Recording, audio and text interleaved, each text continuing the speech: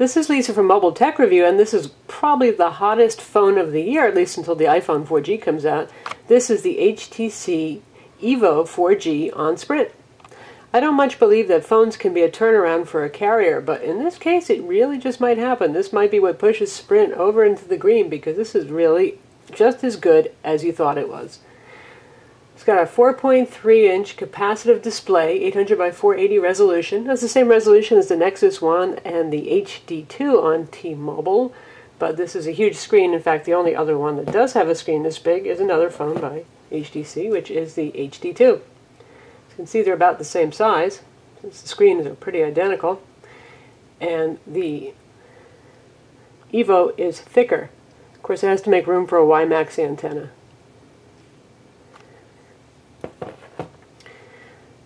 We've got touch-sensitive buttons down here. Gone are the hardware buttons on the HD2, a very large earpiece. Absolutely nothing on that side. Clean, unbroken lines, the marketing folks would say. 3.5mm stereo jack up here, your power button. Volume controls right here.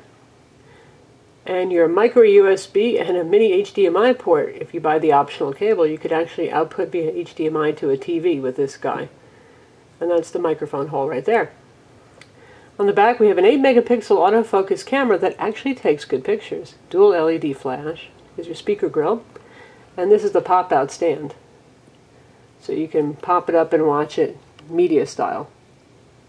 For playing movies, given the very large display, that's obviously a wonderful vehicle for playing video. The phone has a 1 GHz Qualcomm Snapdragon CPU, again same as the HD2 and the Nexus One, but this one feels faster than either.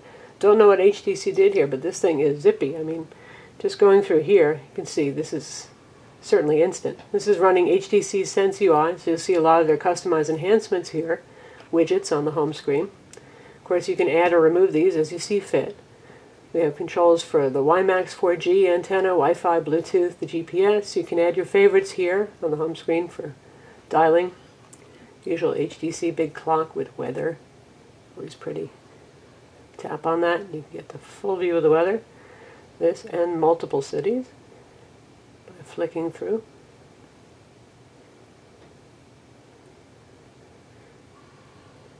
Got a media player right here.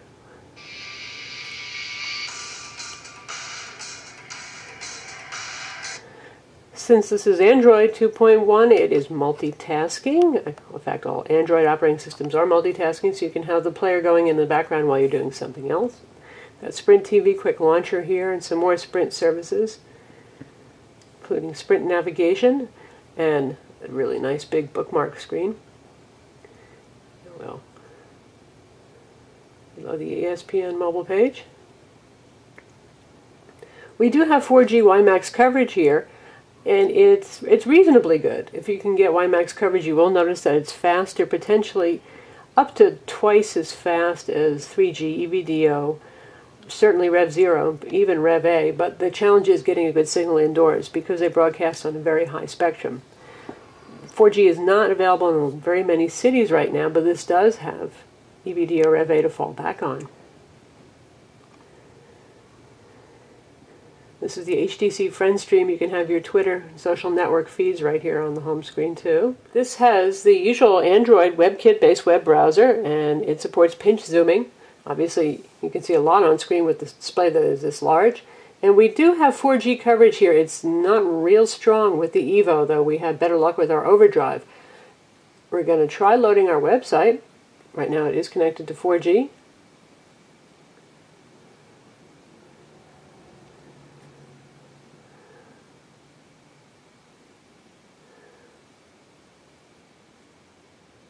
So here, the page is loaded really fast and fluid, very easy to pinch zoom. There's an accelerometer. It seems to be one-way accelerometer only, so you turn it that way if you want to view it in landscape mode.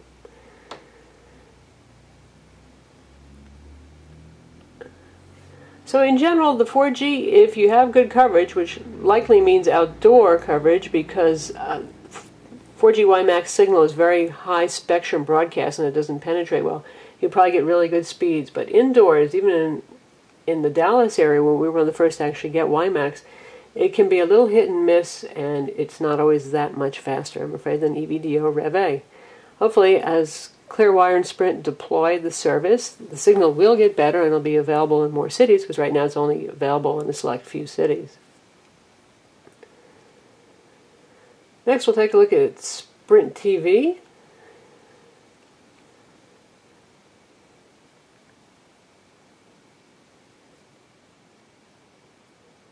And we'll try out ESPN Mobile.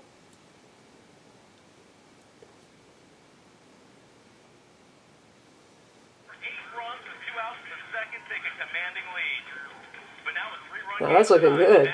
It's about as good as Sprint TV's ever looked.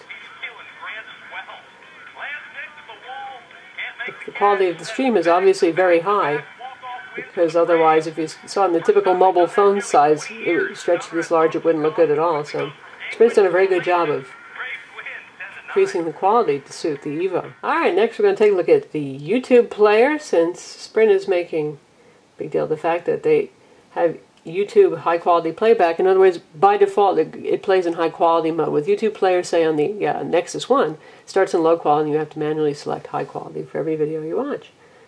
So we'll just pick something off the front page.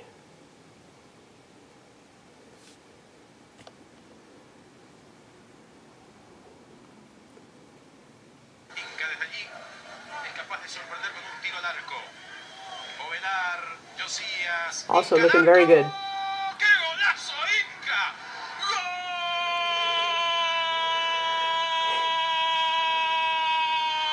Next we're going to compare the Evo to a couple of other phones. We showed you the HD2 briefly. We'll do it once more again so you can see. Two biggest phones on the US market physically. The HD2 of course is available on T-Mobile. And it has 3G but no Wimax. Here we have the Evo compared to the iPhone. I'd say that the iPhone has a sharper and more colorful display. And thickness-wise. And lastly, we'll take a look at the Nexus One. This guy has pretty much the same hardware specs, minus the Wimax, the 1 GHz Qualcomm, and all high-end features, but on a 3.7-inch display. And this is not available for Sprint. This is just available for T-Mobile and for AT&T in this country. There you go. This has a skin case on it, so it looks slightly thicker than normal, but you can get the idea. One of the attractions of the Evo, or one of the many attractions, is that it can act as a hotspot, a mobile hotspot, that is, function like a Sprint overdrive. So you can use this as wireless high-speed modem for your notebook computer. So you can see there's the Hotspot application here. And this is going to tell you that you can share your connection, and it'll broadcast that connection, or rebroadcast it over Wi-Fi. And minimize the keyboard for a minute so you can see you can choose your encryption, you can choose a router name and a password, and turn it on and off. It's pretty cool. And we'll take a look at navigation next. We have Google Maps here, of course. Again, that works in landscape and portrait modes.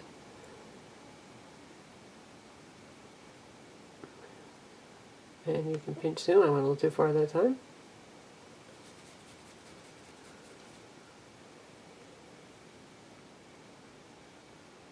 It's quite fast. It's downloading maps over the 4G connection.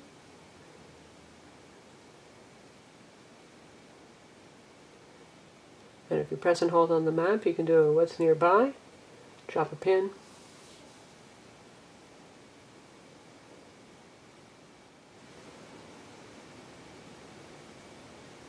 and get Street View. And that's about the fastest and largest you're ever going to see Street View run. That looks awesome. Sprint navigation is also on board. We'll take a look at that. And it's the usual large moving map kind of display. You get one of the Simply Everything plans, which is pretty much what you're going to get with this phone. Navigation with spoken turn-by-turn directions is included. And Sprint navigation is powered by Telenav, which means it has very good POIs and very good routing and directions. Also fast enough.